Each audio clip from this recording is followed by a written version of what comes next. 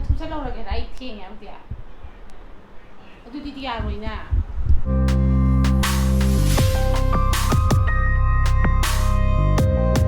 Good morning guys, welcome back to my channel. Ma'am nungaibirina khalliko. Thank you. Ahanmada kaigino haragadi hoji aigi channel se ma'am gi support gi ma'am na nungsibibadegi 10k subscriber heleko. Aduna makha tana so dum support to biyo aduga aigi blog sibu pambiragadi nungsibiragadi adom gi nungsiraba family and friends to share to biyo ko. Aduna once again thank you so much. Aduga aigi Instagram account ani laibneba amana channel gi mingda Mirang-Mahum na adu amana aigi mingda I am Dishma na adu ai ngarang Mirang-Mahum gi Instagram account jo ina photo ma tha khibne haidi wording haidi account ani je ina maintain to boje engonda kitang wa ba haitare ka aduna Mirang-Mahum gi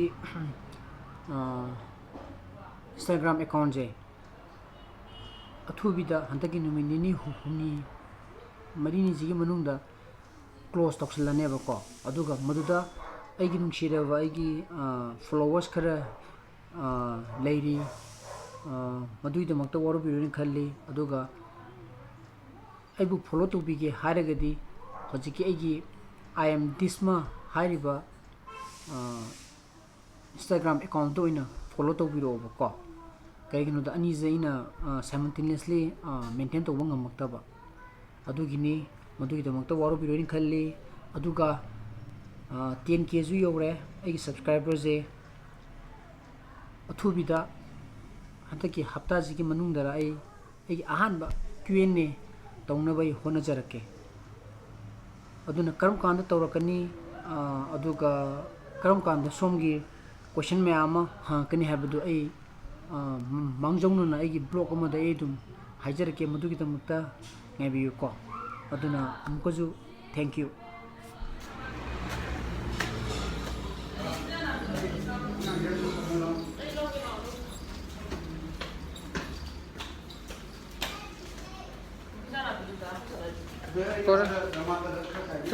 To sigi hinjang napi je koi sangodo baji hoidigi pirini ko sai phone tawre na koi bana lobo chaluba koi di yahudemina sikai thamdana me ha ai lo sange thamo ai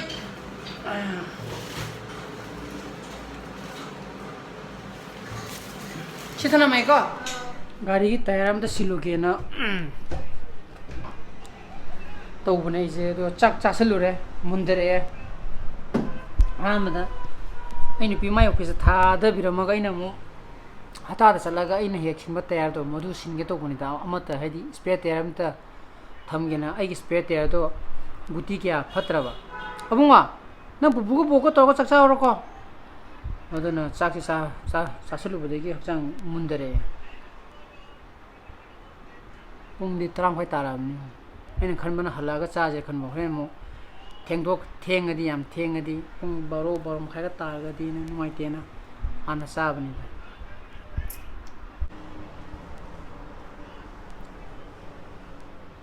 pungdi tarang hoi tare ha gari tungde leire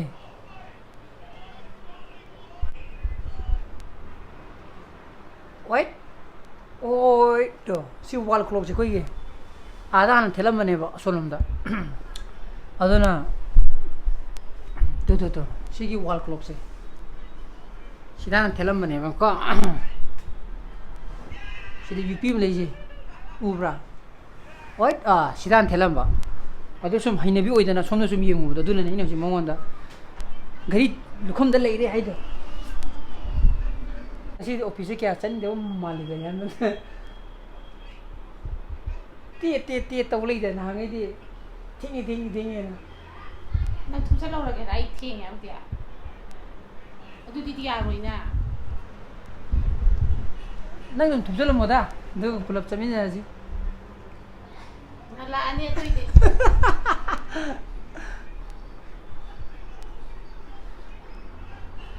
ꯊꯨꯆꯜꯂꯣ ꯑꯩ ꯉꯥꯏꯔꯒꯦ ꯐꯝꯃꯒ.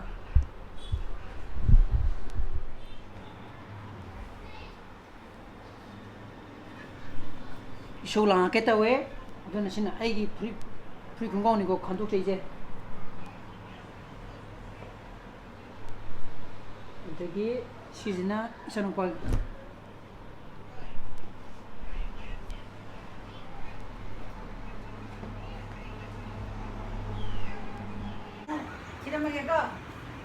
chắc sao rồi bố gai gì cái nó hậu ra cả phối một cặp một cái tuổi không biết cái nào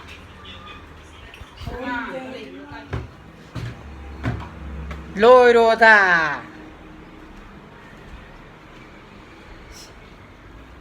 ở đó mình tàu nó lầy đều không này không à lo hai bên đi bù con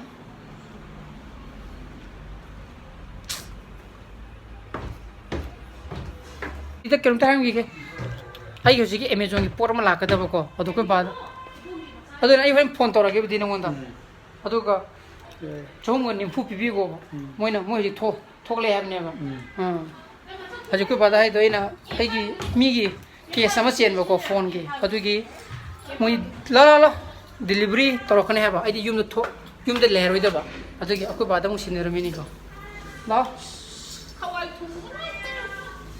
mà thằng lâu giờ rồi cái gì nè không iner tu này cái cái dương tu này adu chali này cái gì ya ni moi dukaan ni sum ni na ba ha kita den nang kita na ra maya ji to ro yeng age mo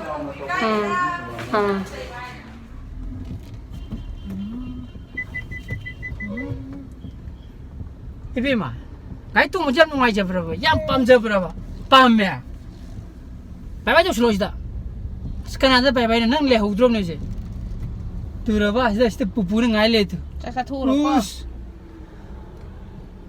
bye bye bye bye chào rồi bye chào đâu Bye. bye bye Hawaii thu nó sẽ tây đi mà chào đây con chào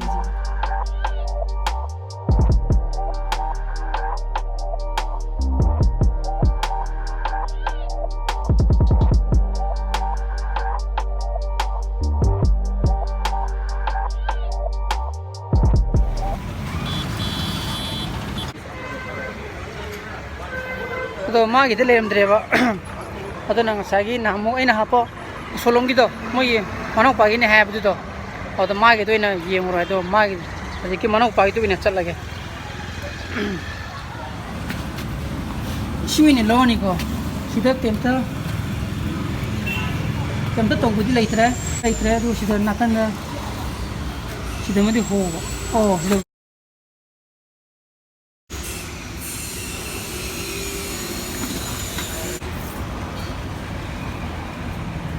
Sinin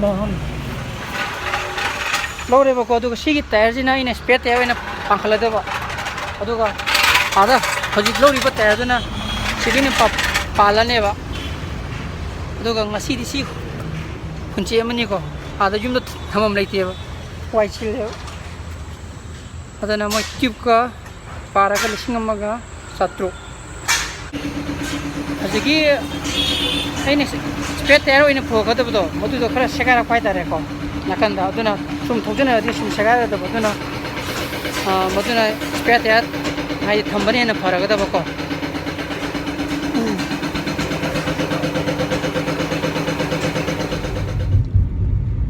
lore tayar pon ba aduna haje jumda halin ni ko sana tayar je tayar pang dragadi lamsang thobu du ju kya ai puning lum de ba adigi habi bespete ya ju phatra ga di ju puning lum de ko do hojikti loina mo okay de lumung lai te ra kuding mo ai gi ko adona yare kemta nang ba chingna ba po aro hojikti lamsang chala ga ju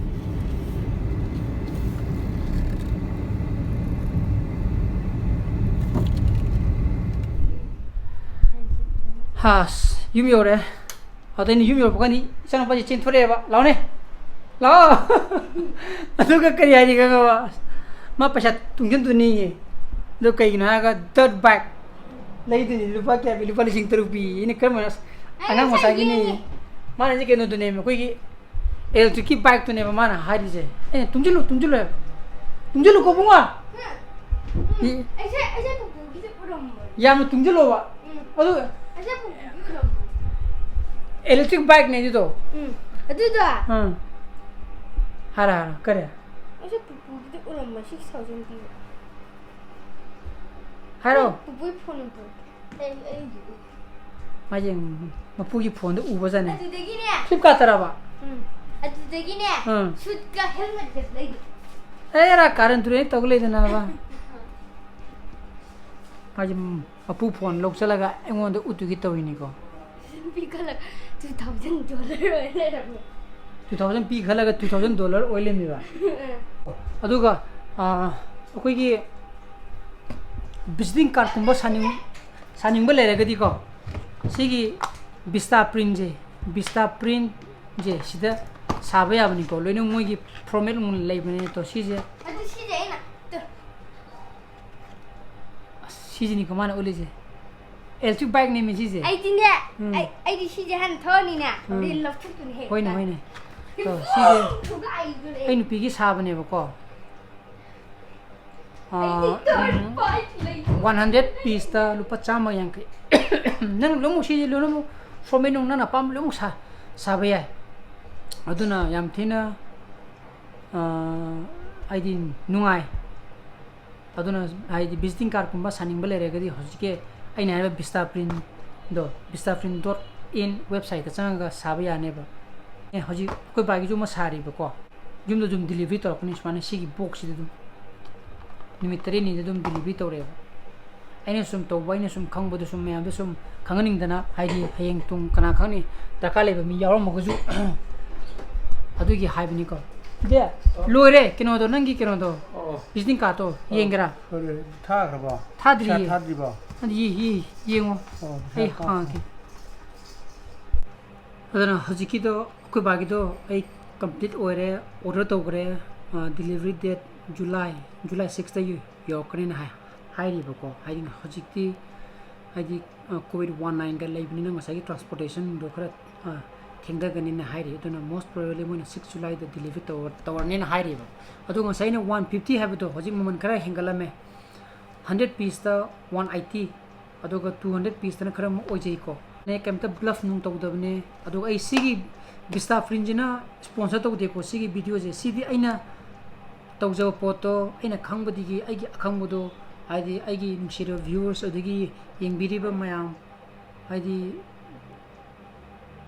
visiting card nung sanimbal leregadi isana apamba design do semaga loinamu sabayai haibatu aina share tawjabani ko aduna phare chengra aduni hatum gi ko no bugun didi aba khre ngau ke joy nang jo no bugun didi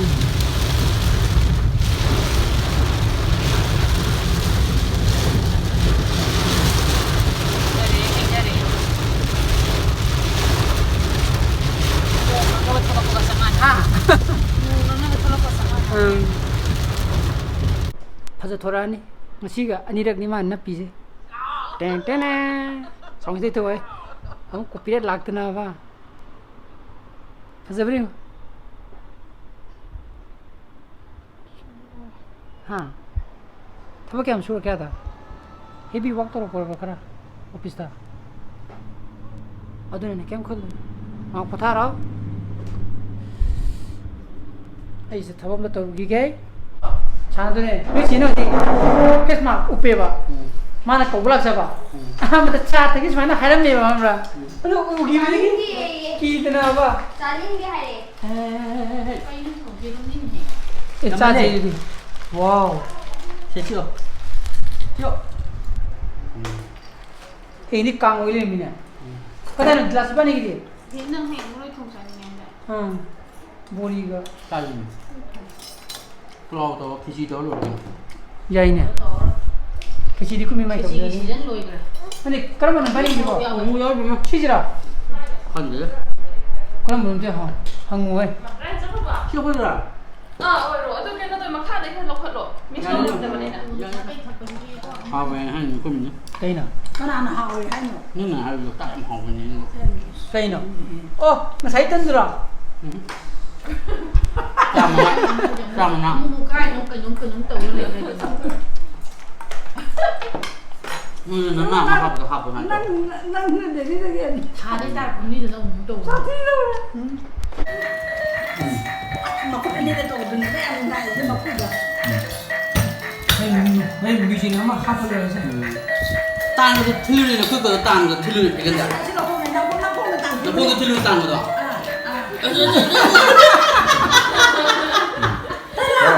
Tại vì em mày ai quên bên Rồi, dán tờ rồi. Hay đấy.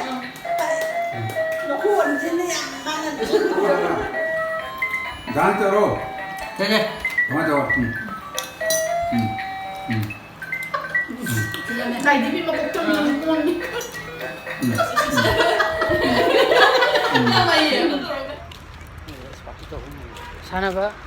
Sana ba mung chala hi pani. Moji isin lu mali da. Musa ji diu ne, palang yu ne mai ke ji ne. Ji diu ne. Ai ti fitting thui din. Trung thuê. Chỉ một đâu. Aduna atopa akoi mungaram jogging ha. Labjin sin du sota sida mi asani. Aduna sana gimne phay. Kilometer hôm mấy Wa ke jin. Yede minitra ku ka eta hita sanaraga mang ta mana phay ba ko.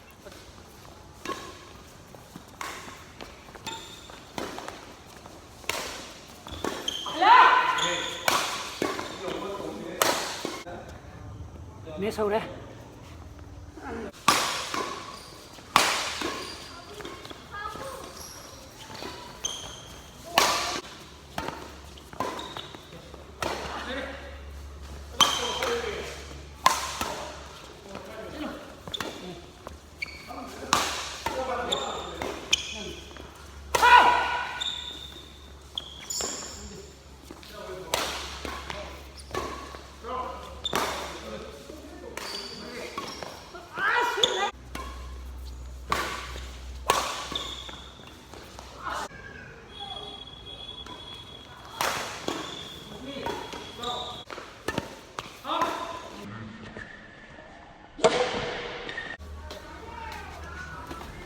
Sana pa do mama na hindi ta khai ri ba ko. Adugi momo sa ni momo. Akoi ka kai di mule bu ko mai. Con đâu chắc con thì kèn đã giết kê. Con chicken da jet ke. Adik. Nang ta thura ba? Ro bai chen amang. Nang sila pasok le si. Lai la. Tamuso. To sile. Lai pa ri la. Achong na chai tu le ni to. La. Lao. Le bo se bo. Sa. Masih like ko ta khai ri mama ni chana pa. Aduna masih ki blog ji swai ji lo shin jara ke. Hayeng ki blog tumung thena si. Ngisa na phasa le biyo. Ai blog su pa bi thola gadi. Lak to Anu view su bira kana. lak to Subscribe to video mo. Aduga share to view ko song inu shiraba family and friends man da. Ai blog su pa bira gadi. Hayeng ki blog tumung thena si. Bye bye. So please be safe and be healthy. Choo. Bye Bye bye to bye. bye bye to bye bye to bye bye to bye bye to Bye bye to bye bye to Saji. Yung news anti bye bye to. Fan kiss đi. Bye bye.